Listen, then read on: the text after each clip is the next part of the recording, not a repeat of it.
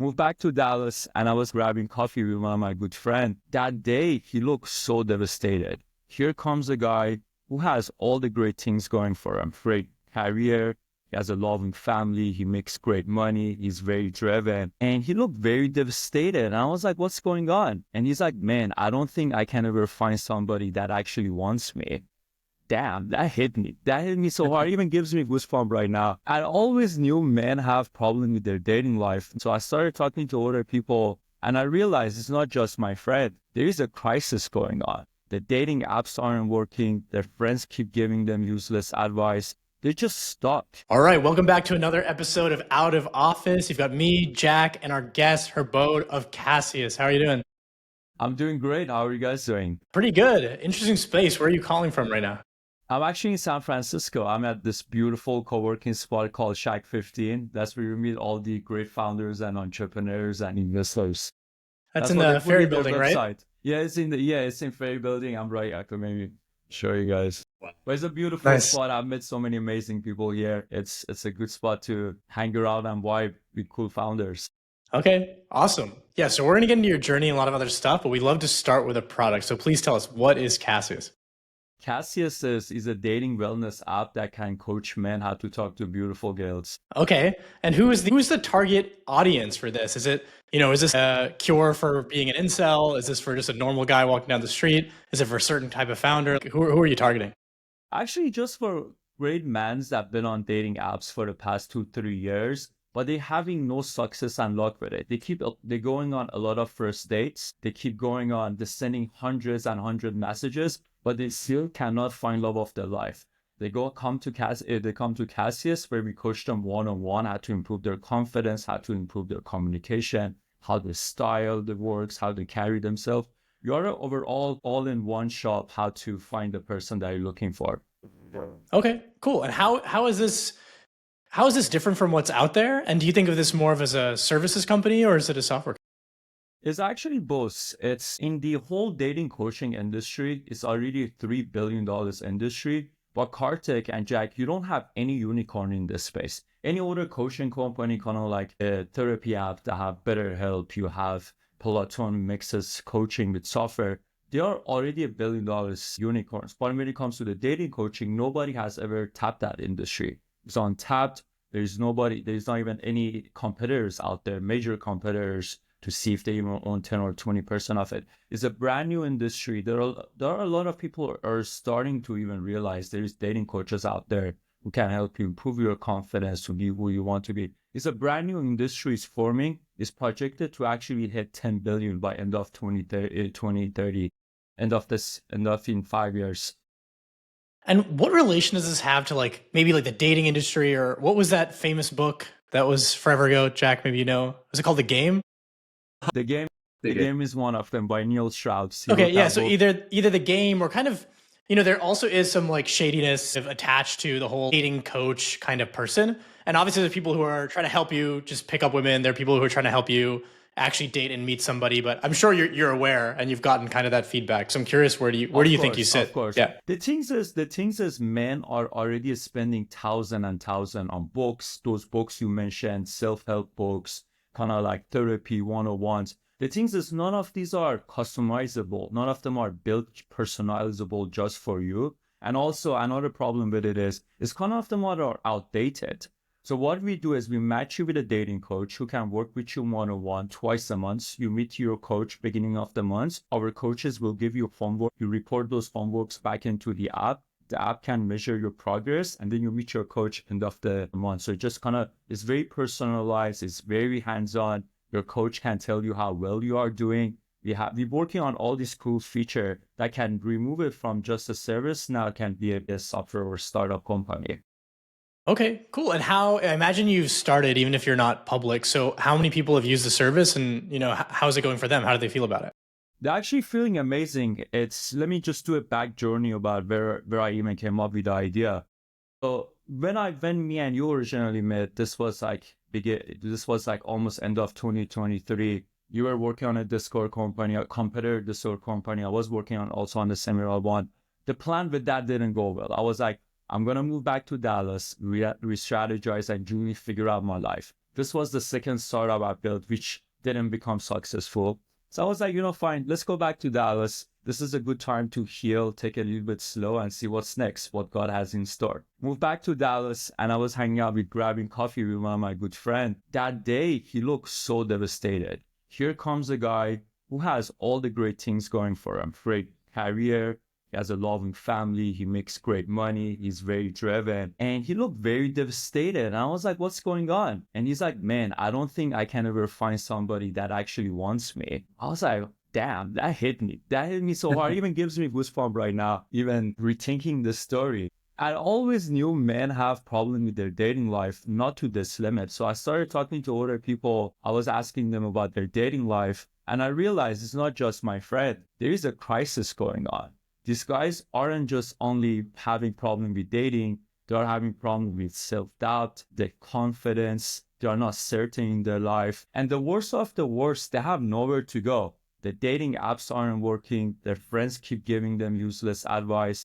Just stuck. They literally stuck. They all are very driven and successful. But when it comes to their dating life, they are just invisible. They don't exist. So I was like, man, this is a big problem. Then I did something very clever. So I started talking to 50 dating coaches, asking them about their measures and how they work with the clients. I don't realize the men that take dating coaching classes are finding love, improving, and they are going on dates that they have never imagined. But the dating coaches themselves were struggling. They were struggling to reach newer audience. Managing day-to-day business was so hell. Then I was like, man, there is a gap between men who need help with their dating and the coaches who can actually help them. What if I bridge the gap? That was the idea of Cassius, where this all was born. So before going on and raising capital and finding co-founder, I was like, what if I glue every product that is in my accessible? What if I build a waitlist on Squarespace? What if I send money with Zero? What if I use Calendly and Slack and glue all these products, call it Cassius 0.0, and see if I can get my friends and people on waitlists to pay me for it? I was like, if these guys are not willing to pay $1 for it, maybe this is not even a worse idea to go pursue. So launched the waitlist, started making, literally I picked up the phone and I went on TikTok. I was like, guys, if you've been having problems with your dating life, I might have a solution for you. I've been working on tech for years and I'm approaching a new industry that I've never done. Message me, let's work together. I got 8 people off of that TikTok interested. 2 of these guys were also my friends. So 10 people, I matched them with this dating coach named Holly I found on Instagram. And next minute, I got my first deal notification. I got Ryan send you $150. This was my first startup I've ever built in my life that I could actually monetize.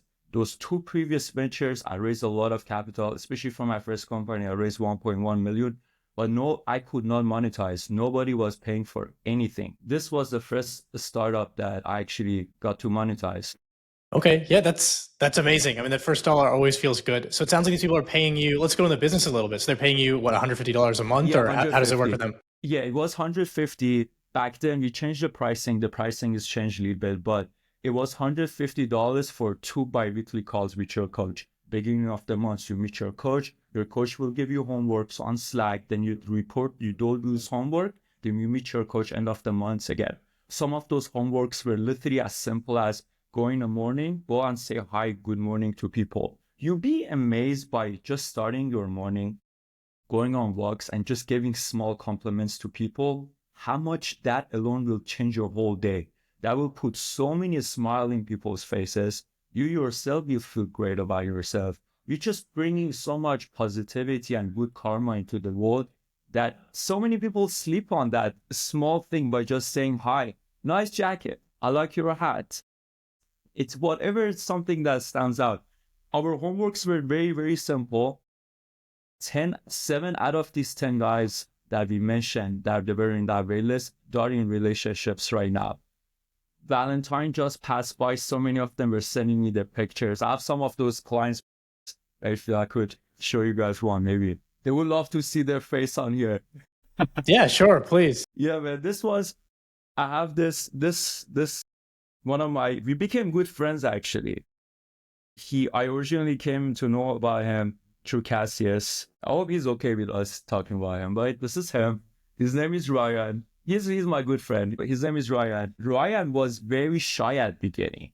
Like he would just, his problem was going on dates and kind of like putting long pauses between whenever she asked a question between you, those pauses would turn into awkwardness. And he knew about his problem. He's like, man, I just want to get over that. I want to believe in myself and get over that. We worked with him. He stayed with us for 6 months. And now he goes on dates with confidence. He believes in himself. He found an amazing girl. Now he's dating. He's a great, great person. We have so many similar cool story like this, that these guys weren't probably in cell, or these guys weren't like obese, or whatever the persona you would think somebody would might need a dating coach. These guys were just okay. They just wanted to start believing themselves and believe there is somebody great out there for them. Sure. And then do you run into a natural problem? Like if it's going so well, all these people are in relationships, do you run into kind of that natural churn that any dating app falls into? Like people, when they talk about Tinder, it's like, it may have started as like a good idea to get everyone married, but then you get into this problem where actually a serial dater is a much better customer, right? Than someone who gets married and maybe subscribes for a month to find their wife, or husband or whatever it might be. So yeah, how do you kind of deal with that as a business? Honestly, I don't look at churn as like a bad and a sad day for a startup. Oh my gosh, somebody got canceled. On average, a person works with a dating coach for 6 to 8 months. That's usually the lifetime value of a customer to stay with us for 6 to 8 months. The way I look at it is, I'm like, hey, if I can help somebody goes out there, finds love of their life, believes in themselves because of Cassius, I'm already a billionaire in my mind. So true, churn might be such a negative thing. It might be, in reality, it might be a sad thing. But to me, it's actually a success. That's how I look at it. Yeah, it's definitely a success for you and the customer. But then as a business, how do you think, do you need to change a business model, or you're just always finding new clients? I'm just wondering how you think about that. Honestly, it's not even a bad thing, because if it's a positive churn that these guys are coming here and finally finding somebody, we look at that, he could go and bring 3 or 4 of his friends into Cassius. So true, it shows a negative on increases the churn activation rate, but in reality, he could go bring 2 or 3 of his friends. So I don't think any company has a right answer to that. For us, as long as it's positive, somebody, hey man, I'm personally as a founder happy for you, cheers to you, and you're good to go. Okay, awesome. And this is a two-sided marketplace, right? So how does this work for the actual coaches? You're making $150 a month per client. I mean, per customer. How much money are they making? And are they working exclusively with you? Kind of that stuff. We are trying new models right now. One way is where we find them. Let's break it down where we find them, and the moment we get them into Cassius, how we work with them and continue working with them. There is now a huge rising, when I'm telling you, this was not even possible 4 or 5 years ago, of the new faces, the new influencers in a dating in the space. All these girls and guys, especially in New York, SF, Dallas, all these major cities, they go on dates and they record. They go after the dates, they go and give the feedback. They record the video, kind of like, oh my gosh, I just went on a date with this girl. The date went off this. They are becoming the new faces of dating. If you go, so you have those. You also have the dating coaches who also make TikTok content. So we go to the newer faces of dating that they actually want to make a business out of dating. We bring them into Cassius and we give them half of our revenue. Now we charge $300 for the same business model, is same for 2 biweekly calls, and we give $150 to the coaches, and we keep $150 as a platform fee. That $150, each session is 30 minutes. So you meet with your client for 30 minutes, talk. Our AI will give you guidance how to carry the call.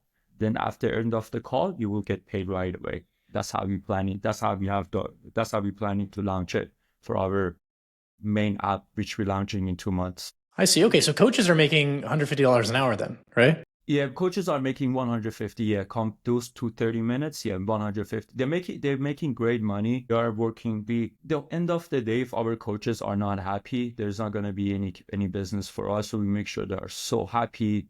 We love working with them. As of now, we have 4 coaches, and they're very, very nice to work with. And then as we scale, we're gonna keep adding into the coaches.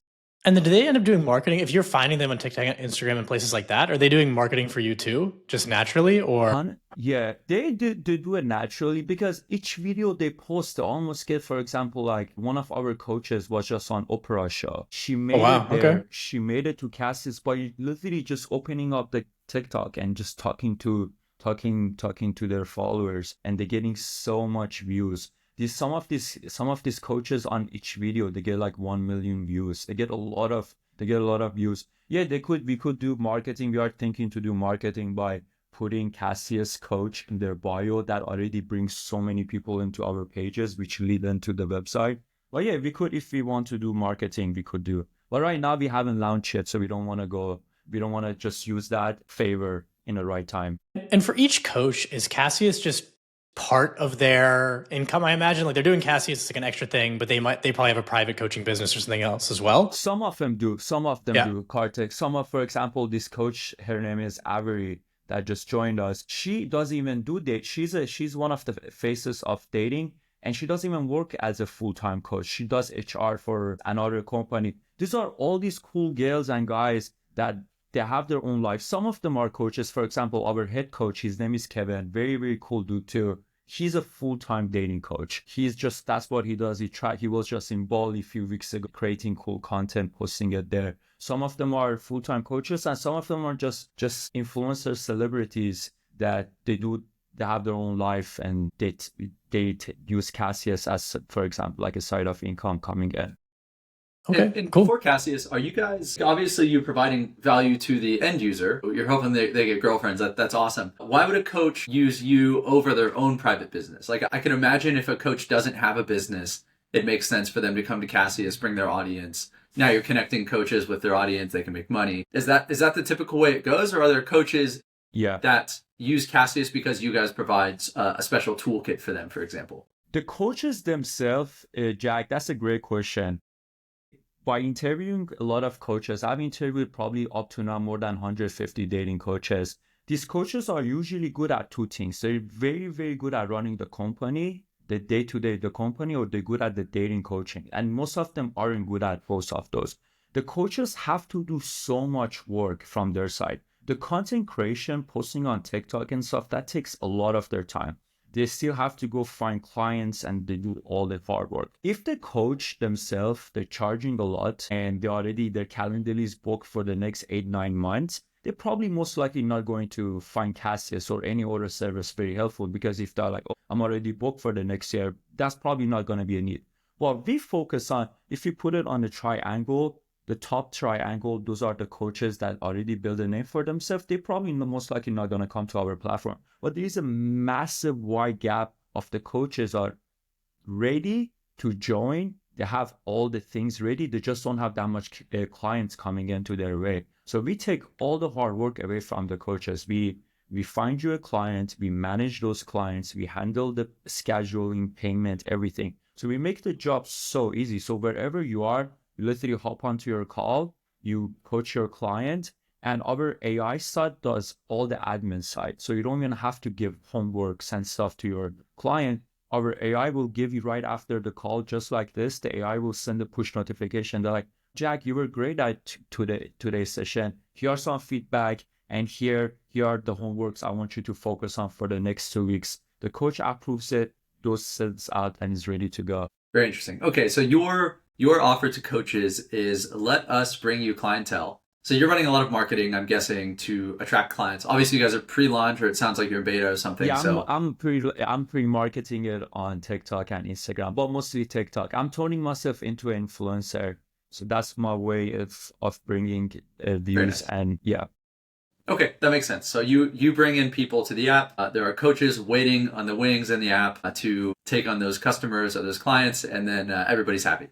Yeah, very true, very true. Also, another problem with the coaches is they hit a plateau after 2-3 years. They cannot scale their coaching into the next level. That's how another reason why Kevin, our dating coach, has joined us. He's been running for 2-3 years, and his way now getting better and improving is just increasing his price. He's looking for a team. A lot of these coaches have been doing it for 2-3 years. They're looking to like, what is next into the dating coaching? What innovation Cassius has brought in? No other company has brought this much innovation into the dating coaching industry ever.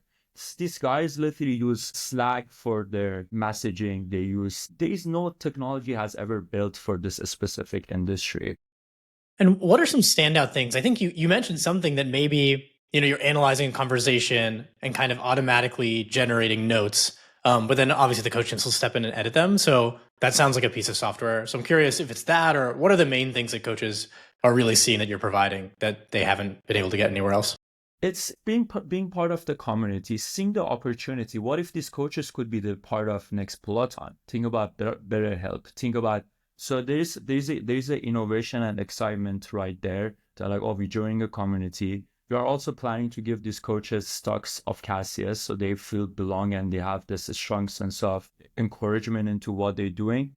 Third is bringing clients. It's amount of hard work that it takes. Also the sales too. Think about it. You have to, end of the day, sit on a call just like this, convincing these clients, hey, it's okay to have a dating coach. It takes a lot of work behind there versus you work with a company that they send you a client, you get paid, and it's always structured. You have a big chance to be some part of something bigger.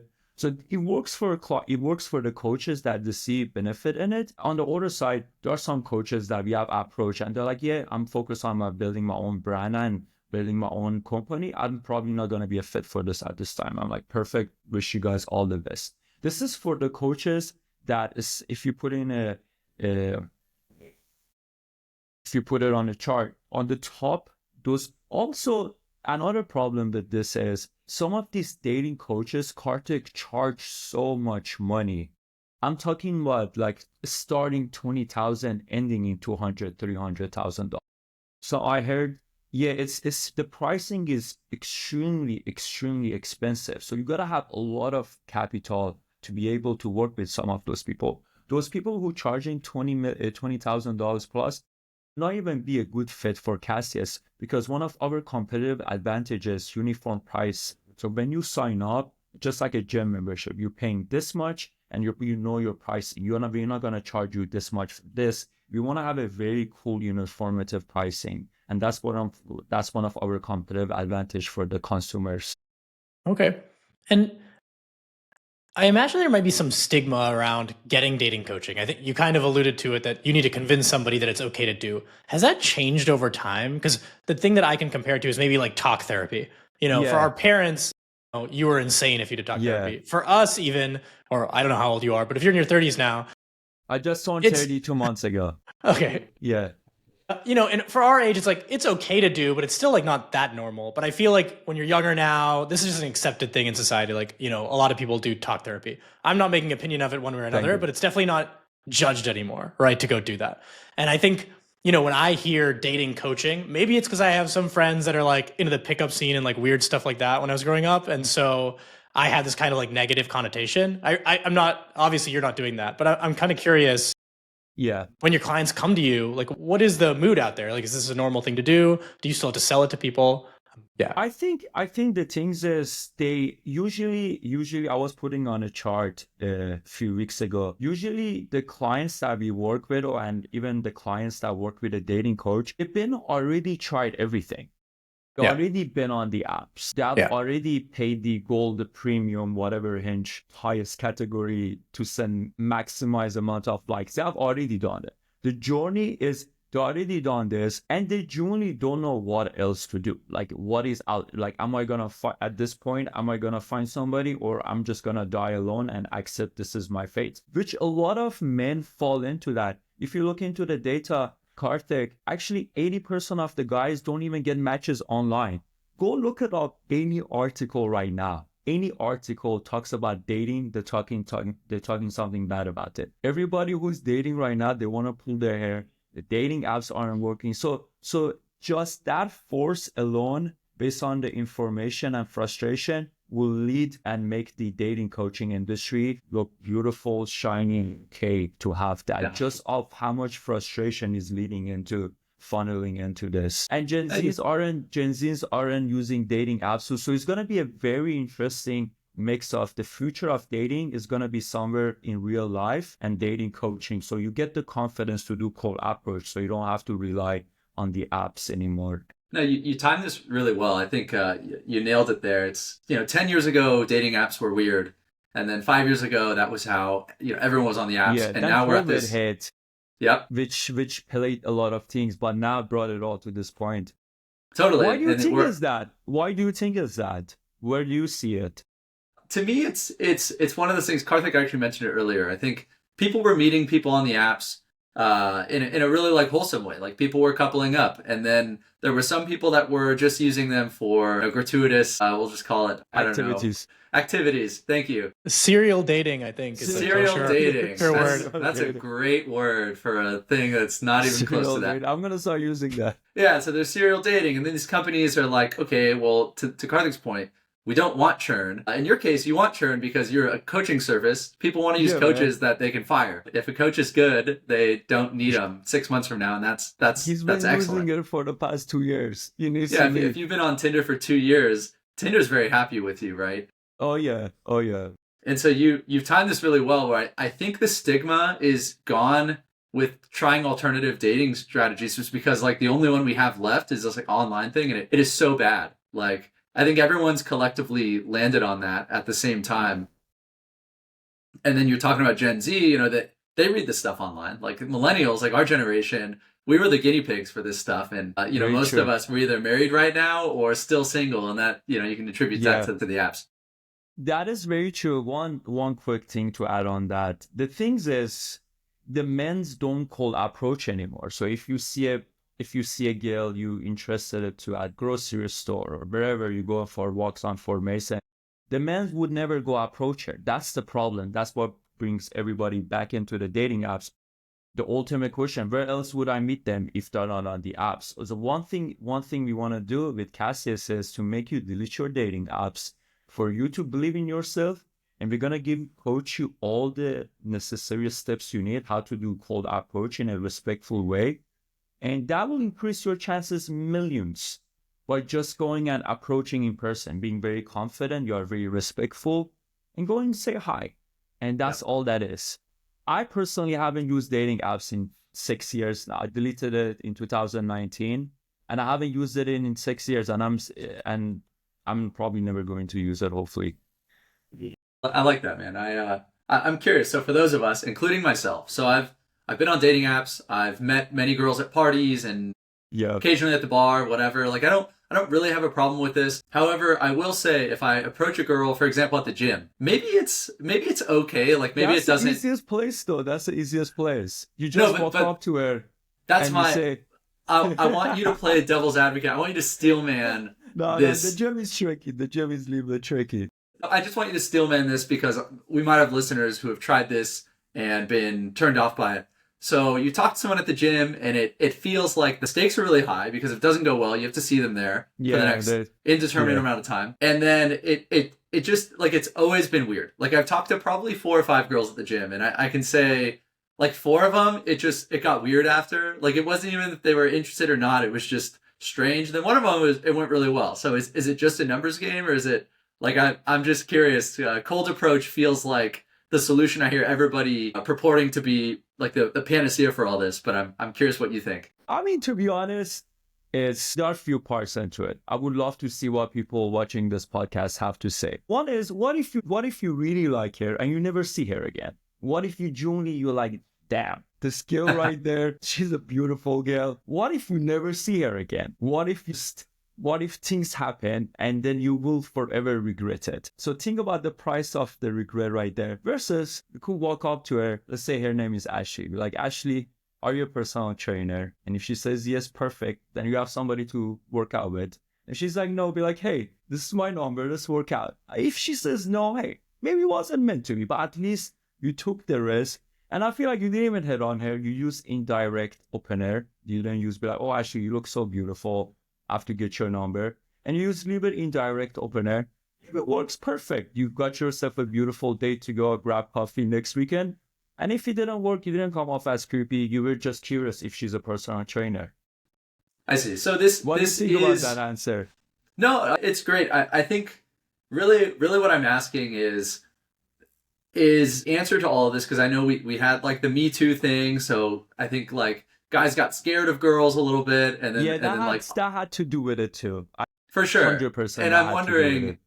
is a lot of your coaching, like I'm curious what these coaches are doing, like your friends that ended up in relationships. Was a lot of this cold approach, or was this getting better at Some parts. Personally, we bring the cold approach up. So the way we accept the client is, you go through our app soon. We're gonna launch it, or our website. You fill out this questionnaire, something about you, and then after we set up a call with you to understand where you are, what are your goals, and during those initial conversation we ask you, be willing to kind of like try, not depending on the app, would you be trying to do cold approach? For example, Ryan was like, no, I'm not doing that. He's like, absolutely no, I'm not doing that. So then we came up with this partnership model. What if we have a stylist and photographer to come here and change your whole wardrobe and also update your profile picture on the dating app? So that will increase your chance. So some people willing to do it, some people are not willing to do it. So the men that are willing to do it is, we match them with Kevin, which also touches the cold approach, and we give you all the principles and the rules that it takes to do a cold approach in a very respectful way. You go and introduce yourself. You're like, hey, my name is this. You build rapport. If she's interested, you will know. And if she's not, hey, you wish her a beautiful day. God bless her, and you walk away. Like literally, that is in the most. If you do that, I promise to you, nobody in the world will ever tell you that. I'm actually about to doing it myself. I just bought this Ray-Ban Meta glasses, the ones that record 4K, and I'm about to post those videos on their Cassius account, and that will bring so much view to the website and the videos. And is this service only for men right now, or? Yeah, we only focus on men. Yeah, we want to just do men for now. I want to have it. It's being a start. We all three startup founders. My previous startups, man, I used to do so much features nobody ever asked for. I used to give you, I swear. I was just, now I'm like, man, I just want to do one thing, do it, kill it. Just do one, do extraordinary. I just want to do men in age 28 to 40 years old who've been on the apps for the past few years and they're having problem connecting with women. Just want to narrow it down so well, and finally for my third company, I just want to do it right. So that's why. Yeah. No, I think that's the right approach. It's wow. I mean, it just stuck with me. You said like 28, and I can't imagine, being 28 and I've been on these apps for like a while. But I guess that's no, I'm saying that's the common scenario now. Yeah, I mean, for reference, I avoided all of this. So I met my wife in college. We're doing our 10-year anniversary this year. So yeah, man, that's great, Kartik. I have not been on a date as an adult. So I'm just kind of like, good. I'm vicariously living through you guys. But yeah, that's kind of crazy. I guess, it's a lot of people now, right? Who would be that young and have been on the apps for a long time. It is, man. And it's just like, it's starting to touch a lot of the parts, because overall, this is the one thing we realized early on. By the way, I work on this with my other great co-founder. Her name is Medawi. She's the probably one of the biggest blessings ever happened to me. She's the CTO of Cassius. And one thing me and Medawi were just talking about, dating apps don't teach men how to date. Dating apps don't teach men how to date at all. They don't teach emotional content. They don't teach attraction. They don't teach confidence. That is a massive gap is remaining right there. Think about that gap. Then filling that gap is over. They would never fill that gap. So this is just going to make the dating coaching industry bigger and bigger and bigger and bigger. And wait, maybe this is a stupid question, but I guess... No, not a stupid question. Are people in college all like using apps right now? Is that the primary way of dating for them too? Or no? They are. But the things about college is few things. I done a study right there. We don't want to work with younger kids for a few reasons. Yeah. First of all, at 24 years old, it's so early for you to decide if you are good with girls or not. You don't know. You're going out to frat parties, which you get invited to a lot of these parties. First year post-university, you move into a new city. You see going for drinks with your friends. You don't really know if you are good with girls or not. You by 28, 29, when you have few relationships, or you may not even have any serious relationship at this age. That's when you kind of realize, like, damn, am I good with girls or I'm not good with girls? Also, another part of it is affording the service. It's like, it's when you are making like $40,000 or $50,000, probably paying for a premium subscription would not be the best thing you could do with your disposable income. Interesting. Yeah, I guess I was more saying besides the app, it just occurred to me that maybe college kids are like using these apps, and that kind of blows my They mind. definitely are using it. Yeah. They definitely are. I mean, also college is so IRL What the hell is the and point in college social then? too. Why are tell you in me- college using an app? What the hell? Kartik is gonna build a new university. In this university, you gotta socialize. Yeah, check man, your it's phones at just the door. It's like the dating apps are killing it. They kill romance, and unfortunately, I'm so happy it's kind of turning back. Bumble is getting killed. Look at the stock prices. Match Group is getting Match just changed their CEO for so many times. Like this is like maybe 10 times they already changed their CEO. Every Can you 3 name years- any of them? I know a few of them. One of them actually, one of the previous CEO tender, she's now building a AI relationship website, which is not doing good. They got $4 million from Stigma. I have the app name of the app actually. She's not doing well. And now they just got the CEO of Zillow. The founder of the Zillow just joined tender as a new CEO. As a CEO, wow. Yeah, Interesting. The person who built Zillow. The name of the app is Me Now. She's one of the previous I see. CEO of the tender. Now she runs Me Now, but she's not doing well. 2 years ago, there were a lot of AI dating coaches were coming in. None of them even made it to the finish line. This episode is sponsored by Newts. Basically, this is my favorite supplement for energy, and I take it whenever I need to lock in. So if you're a founder, student, or new dad like me, you've got to try it. It's got guarana for energy, alpha GPC for memory, and L-theanine to avoid any crashes you're used to with tons of caffeine, energy drinks, or any bullshit like that. Again, try Newts. Just go to sendnewts.com. All right, let's get back to the episode. I see. Okay. And then are you thinking about raising for this business, or do you think it's going to be bootstrapped and it's going to be fine? So I just I just moved back to San Francisco. So me and you, we met probably a month or 2 months before I moved back to Dallas. So I just moved back to San Francisco and I had 3 goals of moving back to SF. My goal was to find a co-founder, which I already did. My second goal was to build the app, which that one is done. And my last goal was to raise $2 million. So now I officially kickstarted it. I texted 2 of my friends, already got 2 investment secured, and I'm gonna give it 45 days. I'm closing the fundraising by end of April, and whatever I raise by then, that's how much I will raise. And if I didn't raise it, I'm gonna bootstrap it. But I know I can bootstrap. I know I will make it regardless. Okay, awesome. So and how big is the team right now? It's just 2 people, and we have 3 coaches. It's okay. Now that's all I need. Don't need any more. It's just, I feel like 2 people can do a lot of the good things. I can design and sell and create content. She can build the tech. I mean, we have the whole piece of the puzzle all together. Yeah. And you mentioned earlier that you're going to become a TikTok influencer to help with marketing and spread the app. Is that new for you? Basically, I'm wondering, have you been on TikTok? Do you watch TikTok videos before you started this company, or is it completely new? I have 2 sides. One side of me hates any social media. You have no clue. The people who know me, they know that. One side of me hates it. I don't want to be on it. But now we live in a time like you can't be a faceless company anymore. Like this era in 2025 if the founders aren't willing to post 10 videos a day, you're most likely not gonna make it. Product has to be so good for it to grow on its own. Otherwise, all these founders I see on TikTok, Kartik, they're not known founders. Some of them even 22 years old dropouts, and they make it turning themselves into massive influencers. They will beat everybody in the game. If I have to compete with that founder who's a content creator versus another company who has $10 million, then most likely that creator will beat you. Because think about it. You gotta keep going to influencers, be like, please promote my videos. It's gonna eat your seed money so quick.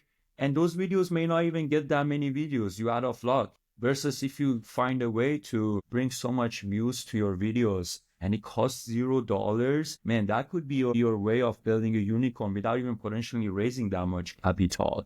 I'm very curious to see the future of VC and startups, but now you got the AI coming in. Because you don't have to raise that much. And if the founders and the co-founders can build and take the founder-led approach to grow it, man, that's all you need right there.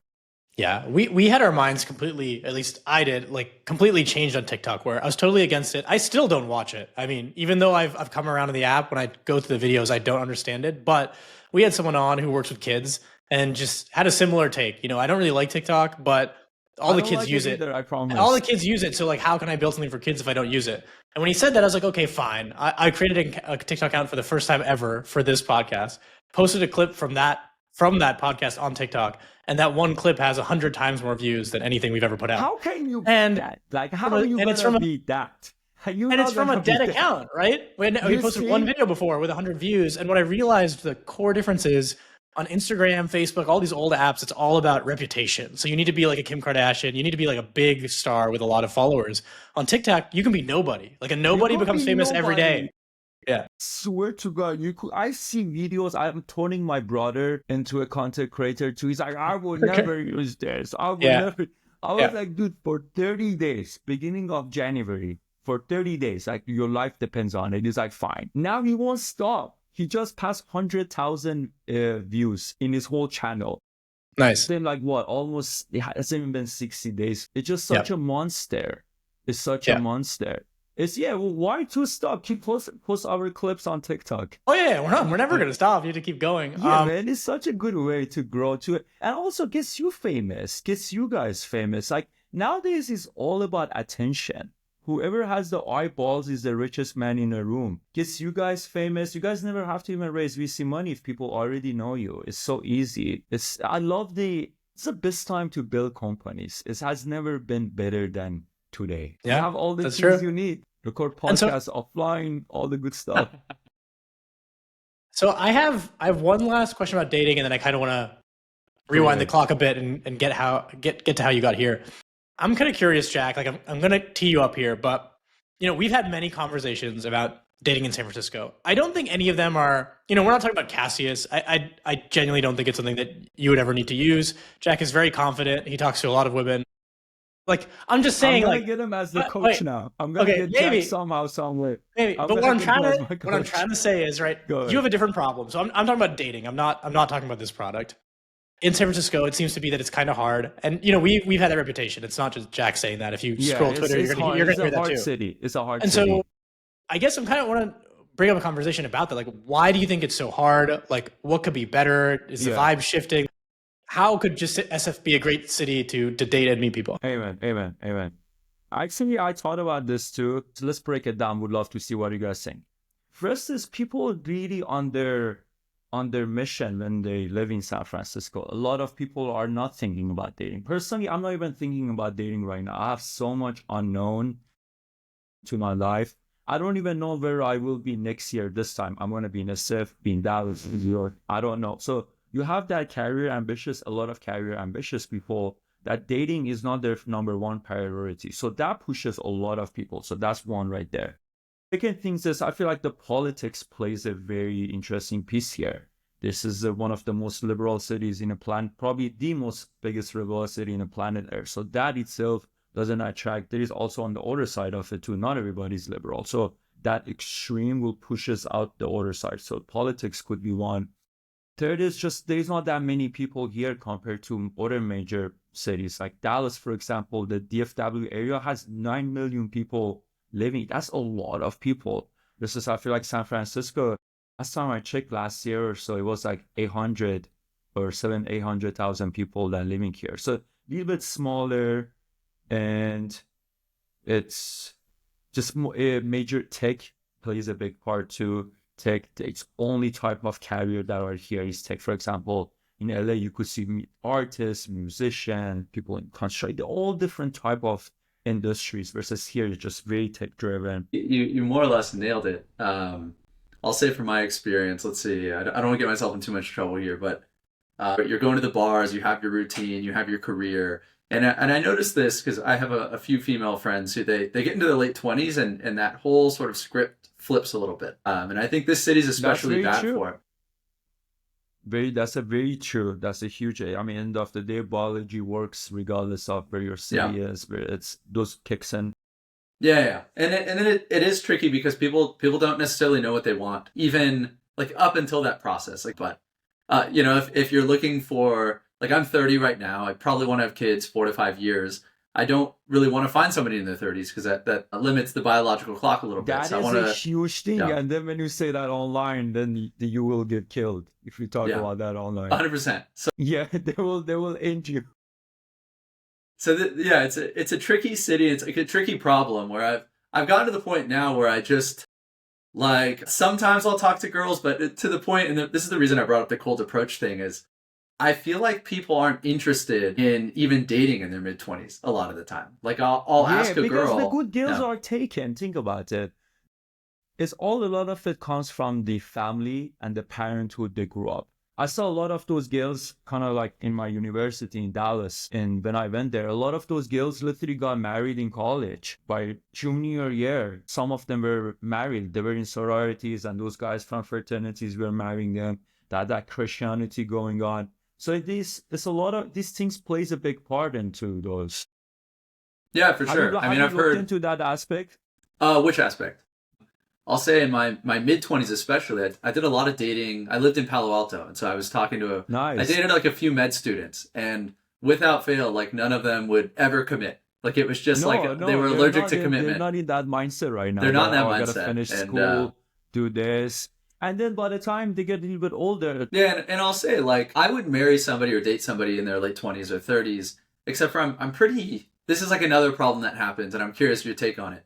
You end up more picky over time, and this is something I'm actually actively working to reverse. Is but I've why got not to be picky though? Like that's your life though. Like you got to be with somebody for potentially for the rest of your life. Like why wouldn't you want to be picky and make sure you made a decision? Because I'd rather be picky and not get divorced and oh then for sure. ignore those and now have to give half of my net worth and all these things. Like Yeah, that's the I'll say it's when when you meet someone when you're 19, you get to grow together, right? And when you meet someone when you're 30, you've already got your life pretty set. yeah, very true, I very have true. a lot of competencies. I own the place I'm standing in. I'm Great. in shape. I have a great routine, and it's like okay, I have my routine. I don't want to give this up for anybody, or if I do, they have to be as exceptional as I believe myself to be, right? Amen. Amen. But God then you bless you. start looking and you're like, oh, there's actually like 3 women in the entire city that would fit my perfect criteria.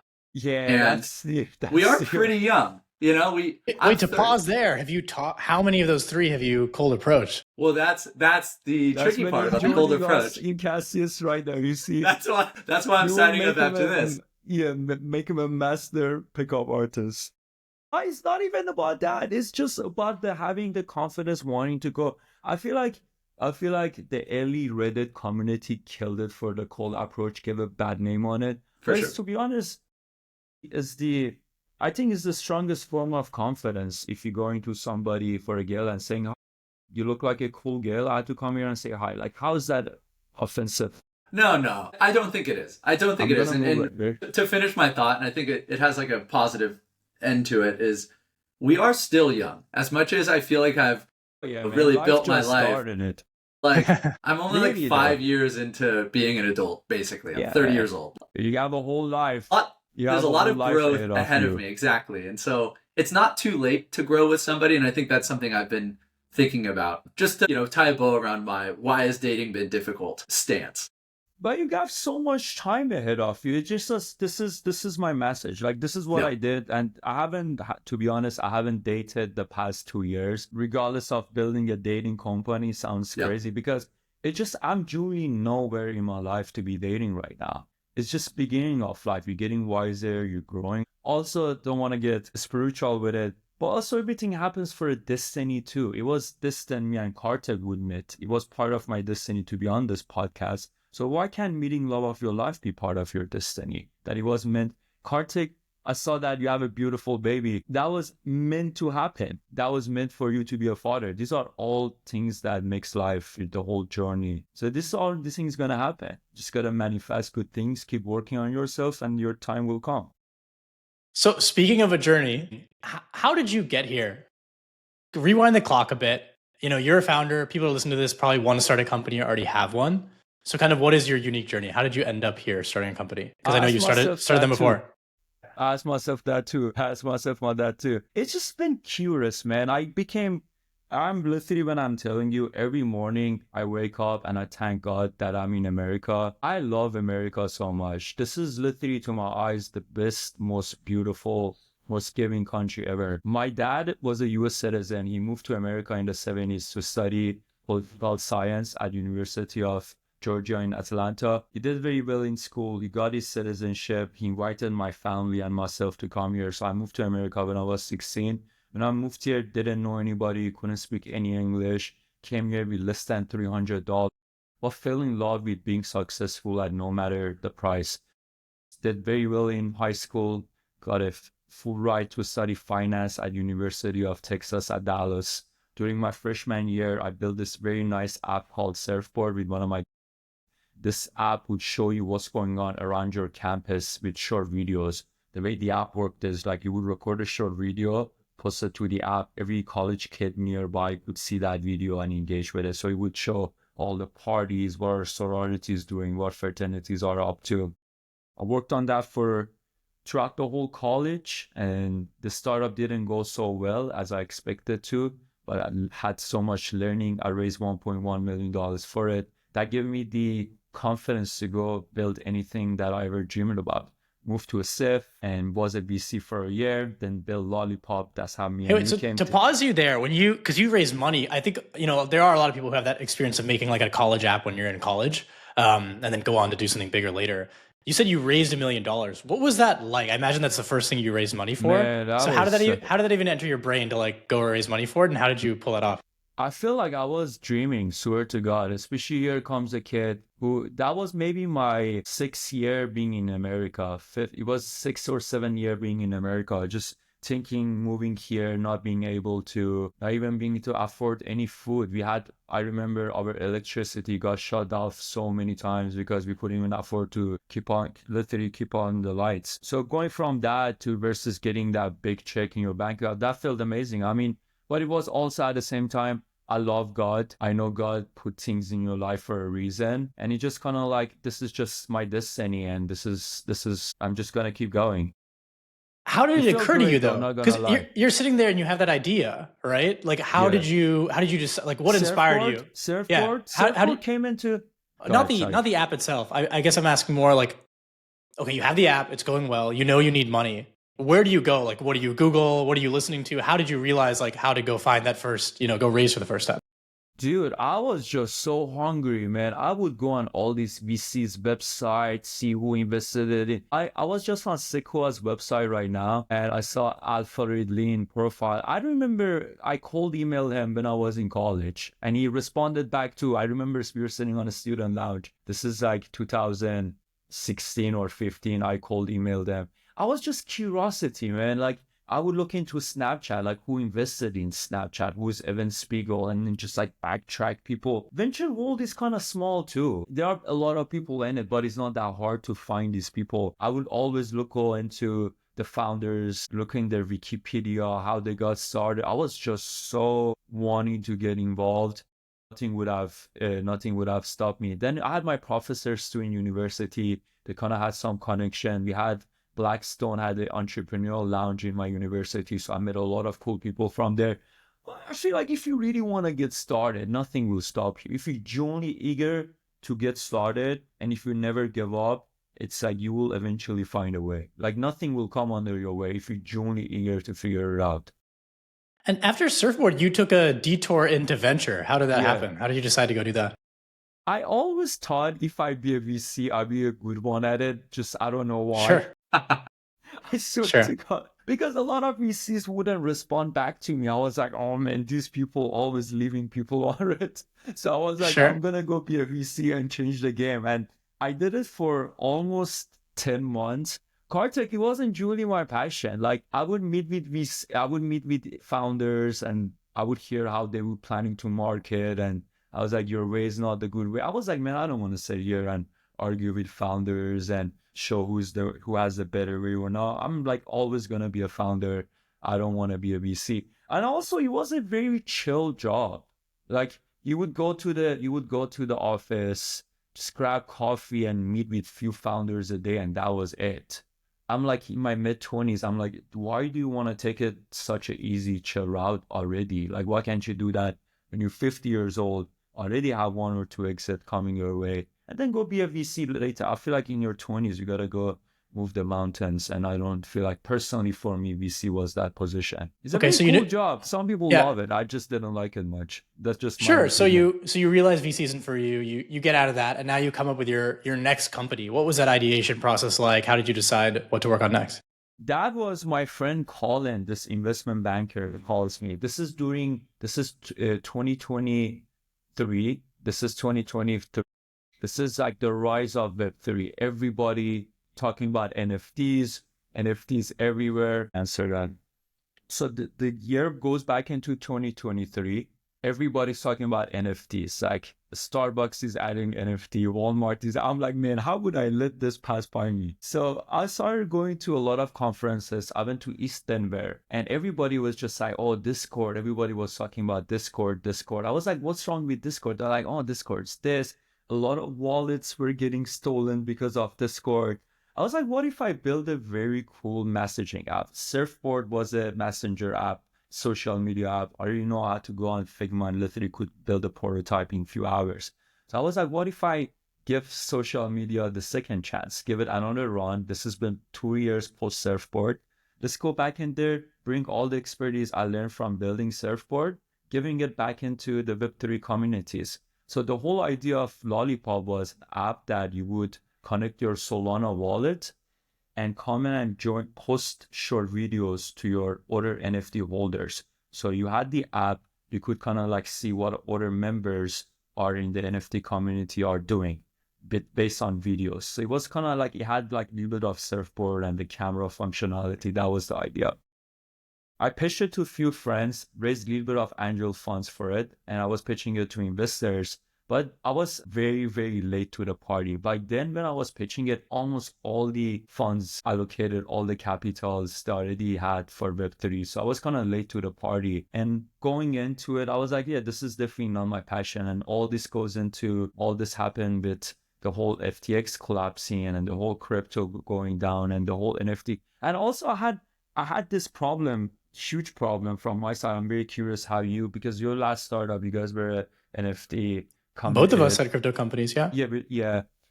I personally never got to meet those NFT holders. Like the people who were running those communities, they were so hard to get a hold of. Like for example, they were monkey, not the monkey. What was the Solana? I forgot. I haven't even thought about this.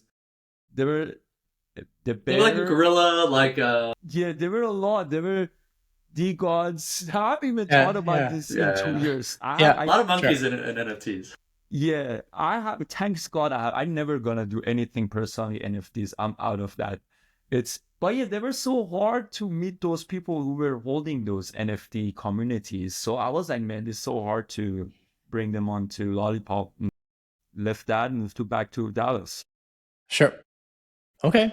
And then after Yes. that, you started Cassius. Yes, started Cassius literally over coffee. It was Yeah. over coffee. And I personally always loved dating. And the past 6, 7 years, I read so many books about psychology and how to talk to girls, and some of those books, games, and few other pickup artists. I just fell in love with the social aspects of it. It's such a beautiful skill. Think about the skill that you have this power to go approach any person that you like.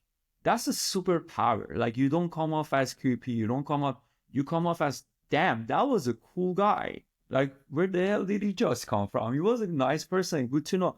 That changed my whole life. Just saying hi to people. I've met so many amazing people outside, maybe at bars, restaurants. But just saying hi, that simply changed my life. You're just a nice person wanting to meet other people. And if they're giving you the same energy back, perfect. If not, oh, good. There's 7 billion people in this world. There's no shortage of good people. For real. Sure. And I guess the last thing I would ask is, you said you had an amazing, CTO and co-founder. How did you guys meet, and how did you get her to work on this? Her. She's an amazing girl. Her name is Medavi. She's a very, very smart. She's a badass girl. She went to University of Michigan. She studied computer science. And I met her through Y Combinator co-founder matching.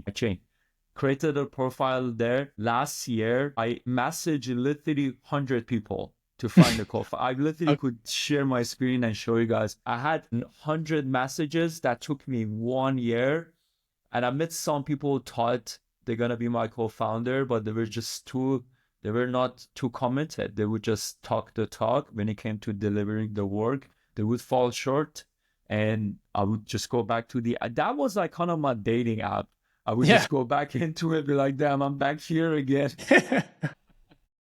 So I would just message people, and it took me almost a year until we met in November. We met in November, we had a great chat, and we just kicked it off well, and she's been so amazing. Like literally the most amazing person I could ever build a company with. Nice. And you're both here working in person in San Francisco?